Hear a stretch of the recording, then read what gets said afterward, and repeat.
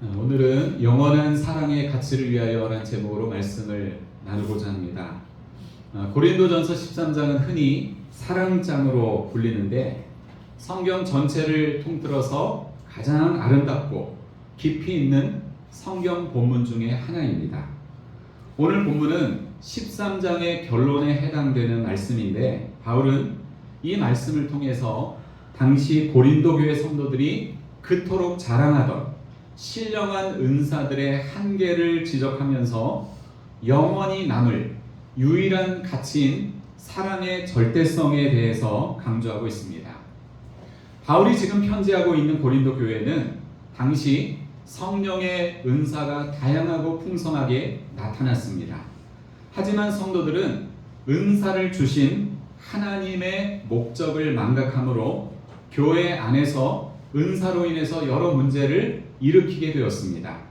자신의 은사를 자랑하기도 하고요. 누구 은사가 더 신령한지를 겨루면서 우열을 나누기도 했고 또 서로를 무시하며 편을 가르는 일도 있었습니다. 특히 공적인 예배 자리에서 무분별하게 방언을 통역 없이 쏟아내거나 자기 과시용으로 은사를 사용하면서 예배가 무질서해지는 이런 문제들이 나타났습니다. 그래서 바울은 오늘 본문의 앞장인 고린도전서 12장에서 은사의 다양성과 교회의 하나됨을 설명한 뒤에 오늘 이 13장에서 은사보다 더 중요한 것은 사랑임을 강조하고 있습니다. 오늘 본문을 통해서 우리는 영원한 사랑의 가치를 알 수 있는데 먼저 은사는 한시적이지만 사랑은 영원하다는 사실을 알 수 있습니다. 오늘 본문의 8절부터 10절을 다시 한번 읽어보겠습니다. 사랑은 언제까지나 떨어지지 아니하되 예언도 패하고 방언도 그치고 지식도 패하리라.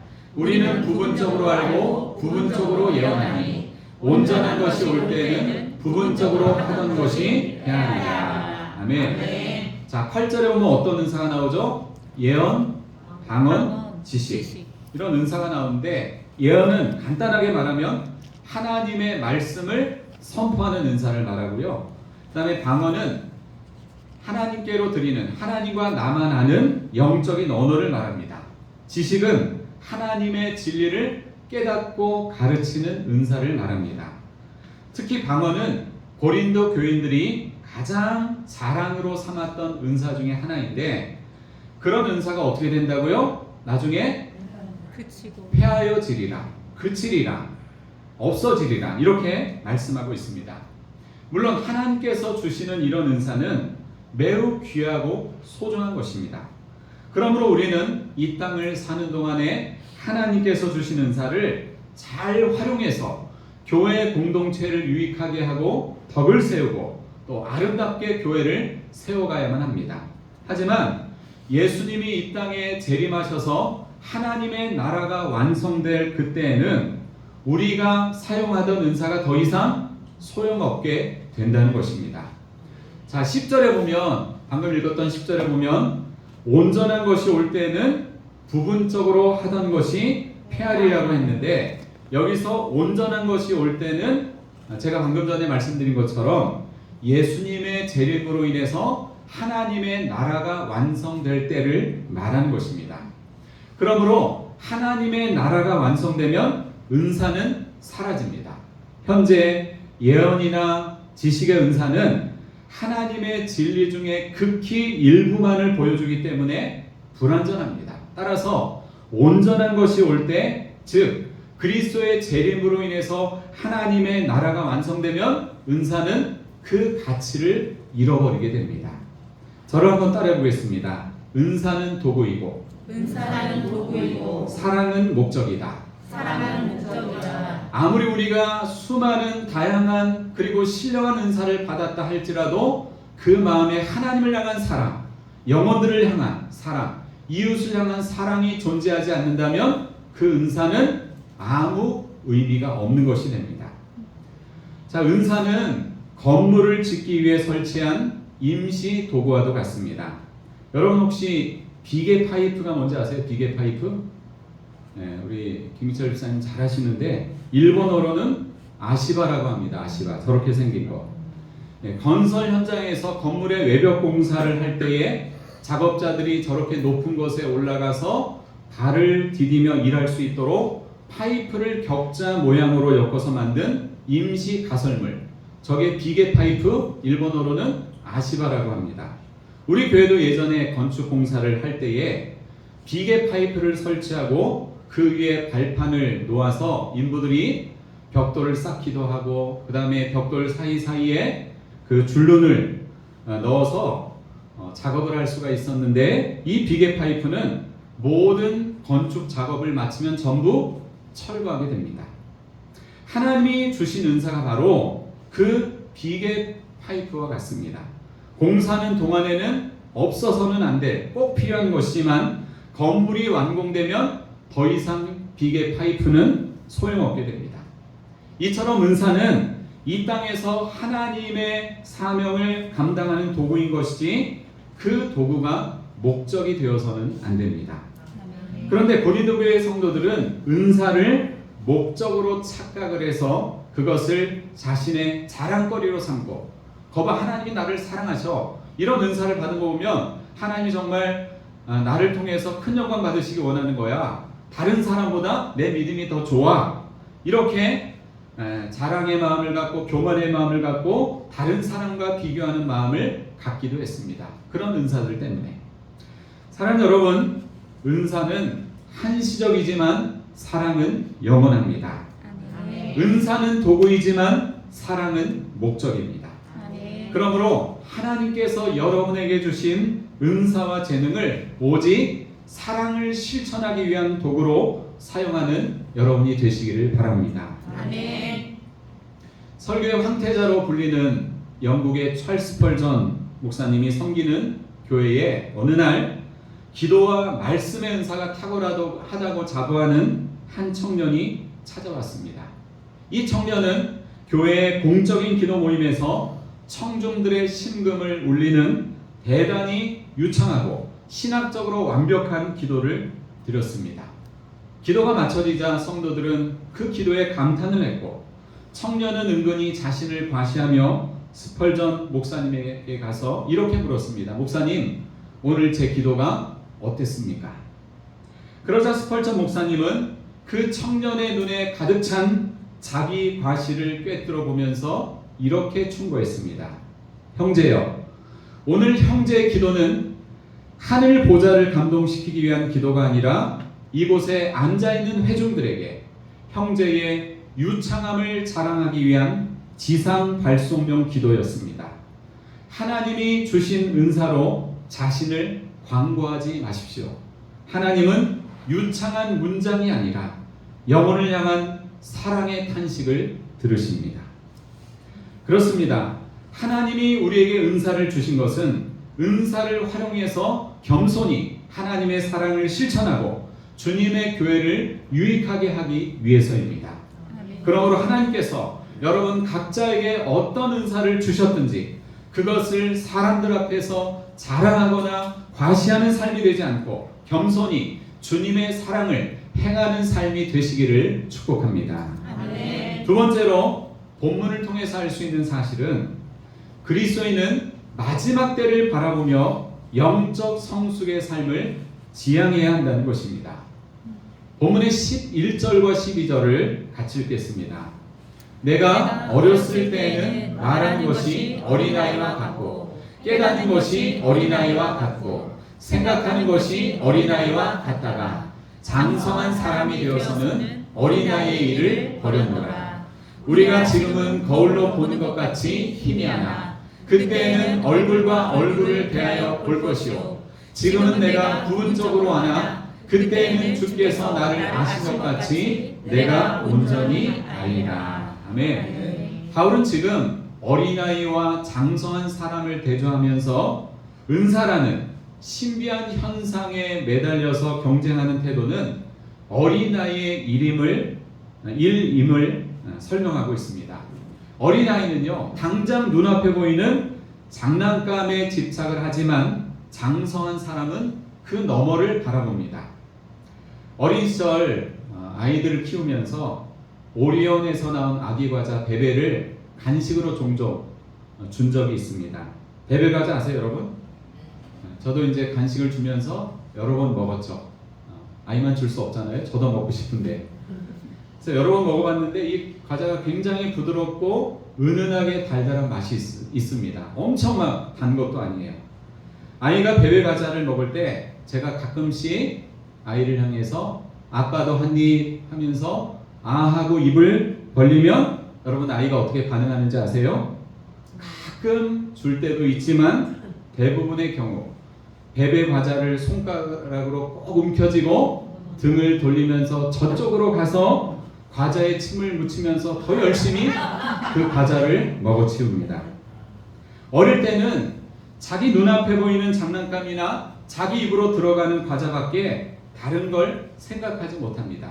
하지만 장성한 어른이 되어서는 장난감 말고 다른 것도 보게 되고 자기 입에만 넣던 과자를 다른 사람을 생각해서 나눠주기도 합니다. 은사를 대하는 태도도 그렇고요. 우리의 신앙생활 전반도 그렇습니다.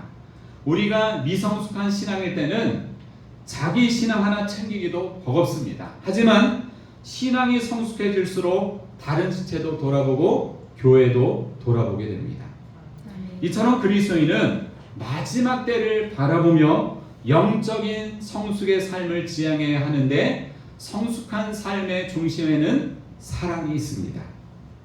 방금 전에 읽었던 이 12절에 보면 우리가 지금은 거울로 보는 것 같이 희미하다라고 했는데 당시 거울은 어떤 거울이었는지 아세요? 지금 우리가 보고 있는 아주 선명한 그런 거울이 아니라 구리나 청동 같은 금속으로 거울을 만들었기 때문에 희미했습니다. 그래서 사물을 정확하게 볼 수 없었습니다. 이렇듯 희미한 청동 거울처럼 지금 우리가 알고 있는 것도 부분적이고 불완전합니다. 우리는 하나님에 대해서든 혹은 성경에 대해서든 전부 다 알 수 없고 전부 다 이해할 수 없습니다. 그렇지만 주님께서 이 땅에 다시 오실 그때 우리는 얼굴과 얼굴을 대하여 보는 것처럼 주님이 나를 아시듯 나도 주님을 온전히 알게 될 것입니다. 그러므로 우리는 인생을 살면서 부분적이고 희미한 어린 아이의 미성숙한 일들을 버리고 온전하고 선명한 성숙한 장성한 사람으로 날마다 그 신앙이 자라나기를 힘써야 합니다. 사랑하는 여러분, 잠시 일단 사라져버릴 이 세상에 유한한 것에 한눈 팔지 마시고 마지막 때를 바라보며 그 어떤 것보다도 영적 성숙의 삶을 향해 살아가며 또 그러한 성숙의 일을 지향하는 여러분이 되시기를 축복합니다. 아멘. 마지막으로 본문을 통해서 알 수 있는 사실은 사랑만이 영원히 추구해야 할 최고의 가치라는 것입니다. 자, 본문의 13절을 같이 읽어보겠습니다. 13절 시작. 그런즉 믿음, 소망, 사랑 이 세 가지는 항상 있을 것인데 그 중에 제일은 사랑이라. 아멘. 바울은 신앙생활에서 결코 변하거나 사라지지 않는 가장 핵심적인 가치 세 가지를 제시합니다. 그게 뭐죠? 믿음, 소망, 사랑인데요. 믿음은 하나님을 신뢰하고 그분의 약속을 붙잡는 것을 말합니다. 소망은 미래에 완성될 하나님 나라와 구원을 인내하며 바라보는 것을 말합니다. 사랑은 하나님을 전심으로 사랑하고 그 사랑으로 이웃을 돌보는 것을 말합니다. 당시 고린도 교회 성도들은 방언이나 예언 그리고 지식 같은 은사들이 영원할 것처럼 자랑했습니다. 하지만 바울은 그런 은사들은 하나님 나라가 완성되면 다 사라질 것이고 끝까지 남는 가치는 믿음, 소망, 사랑이라고 말씀합니다. 그렇다면 왜 사랑이 저 세 가지 중에 최고의 가치일까요? 성경학자들은 사랑이 믿음이나 소망보다 우월해서가 아니라 사랑의 영원성과 또 하나님의 성품이라는 측면에서 사랑이 제일이라고 설명을 하고 있습니다. 예수님이 재림하셔서 우리가 마침내 주님을 얼굴과 얼굴을 대하여 마주보게 될 때 우리는 더 이상 보이지 않는 것을 믿고 소망할 필요가 없어집니다. 왜냐하면 이미 내 눈앞에 믿음과 소망이 이루어졌기 때문입니다.